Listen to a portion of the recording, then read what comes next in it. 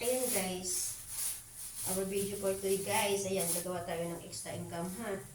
Kahit may trabaho tayo, kailangan natin gumawa ng extra income. So ayan nga, bumili ako ng buns na tinapay, and then meron akong itlog, ham, cheese, and then kunin yung cheese ko na iwan ko.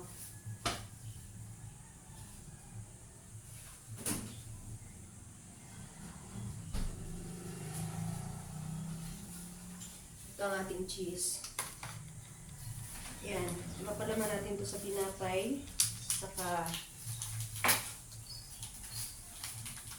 darating ko to sa trabaho kasi mga order. Napapa-order ako doon sa kanila para extra income. Kasi as a single mom, kailangan talaga mayroon tayo ibang pagkukuhanan. Hindi lang yung sahod. Hindi naman talaga kasya yung sinasahod ko para sa dalawang anak ko. So, ito doon ang ginagawa ko guys. So, kung ngayon kung gusto nyo mag-order, order lang kayo guys. Order lang kayo. Makalimutan ko yung kutsara.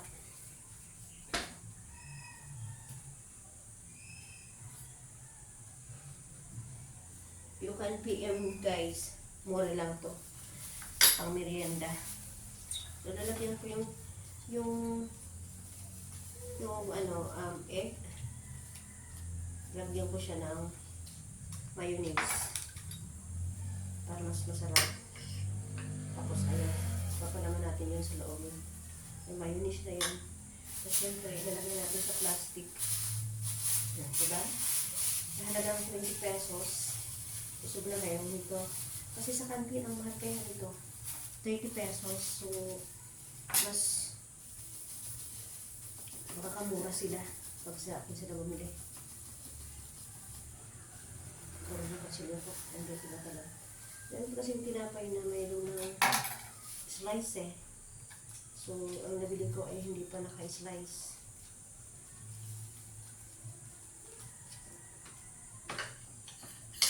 Nire-request na rin sa akin ham and cheese, and then meron din mayonnaise and egg. So, ito mayonnaise and egg.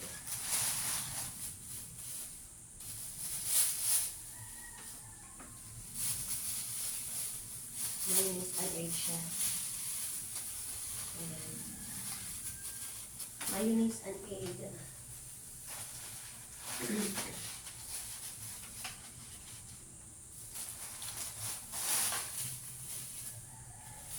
Kahit dati yung may pangasawa ko, ugali ko na talaga kung ganito. Kasi tinutulungan ko siya.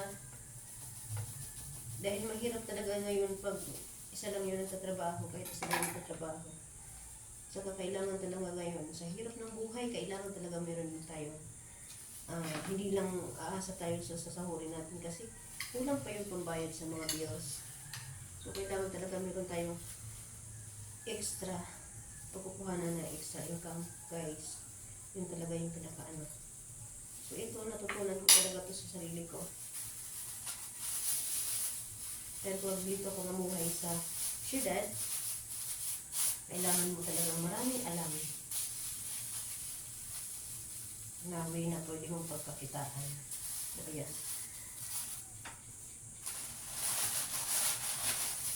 Yun yung ating tawag nito, mayonnaise and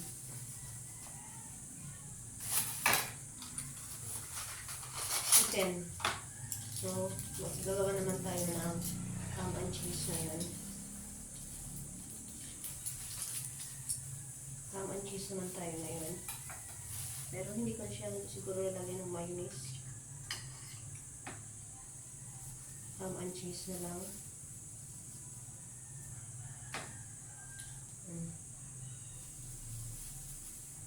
Diba? Ang laki ng ham. Hindi lang kasya. Ang laki ng ham.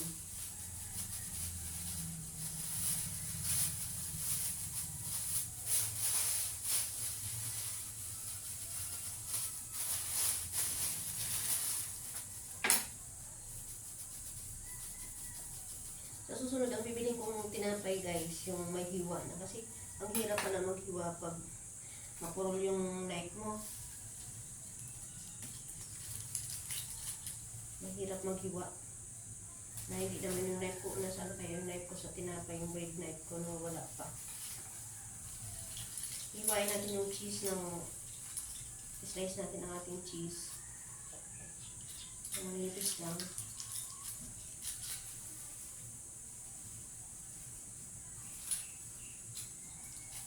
Parang sila yung isa namin.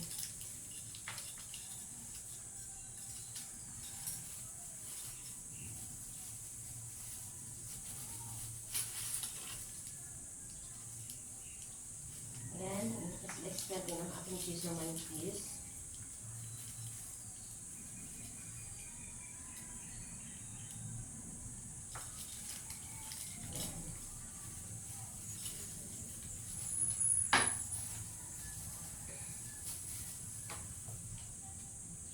Ito spam to.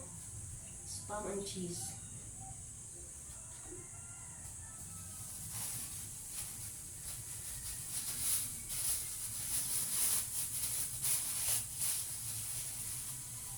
Yan.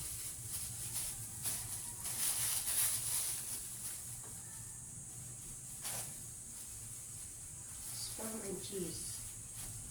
Ilan ko natin yung cheese sa spam.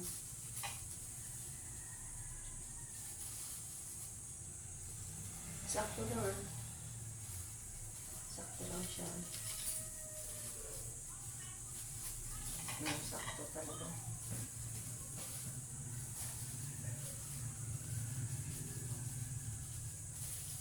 Ang may tanong.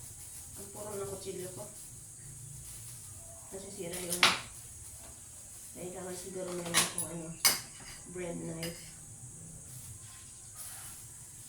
Nasisira yung bread ko eh.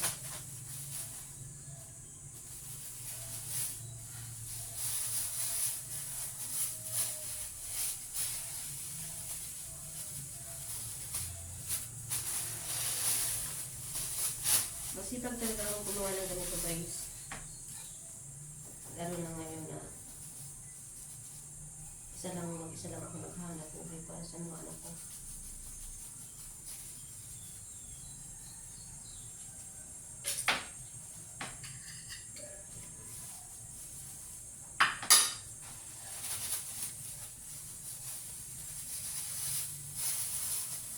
Ano kung lalagyan natin 10 piraso? Diba sa 10 piraso meron na tayong 200 pesos. Magkano ang buns? 20 pesos, 25 yata yung buns ko na to. Then yung egg. Kaya okay na yung price na 20. Kasi yung ano naman, yung ham ay ito yung binili ko na 1 kilo na ham na nakasale siya. Kaya hindi na ako bibili ito. Hindi rin naman kaya naabusin ko na ng mga anak ko kasi 1 kilo siya. Ayan, matapos na tayo guys. Maaga pa. Ay maaga ako nagigising para mag-prepare nito.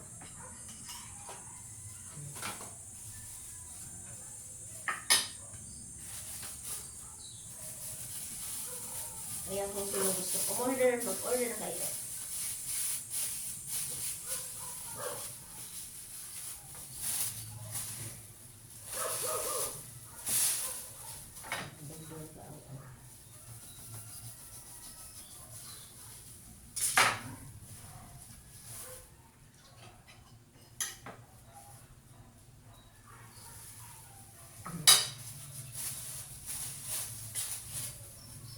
Ayan na guys, ang ating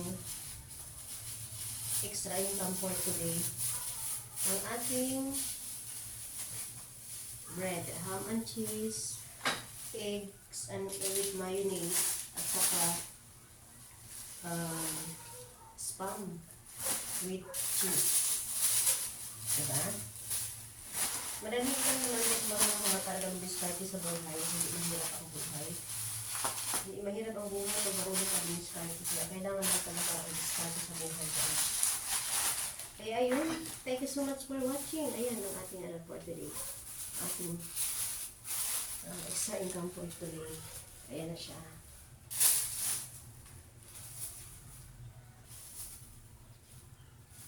Thank you.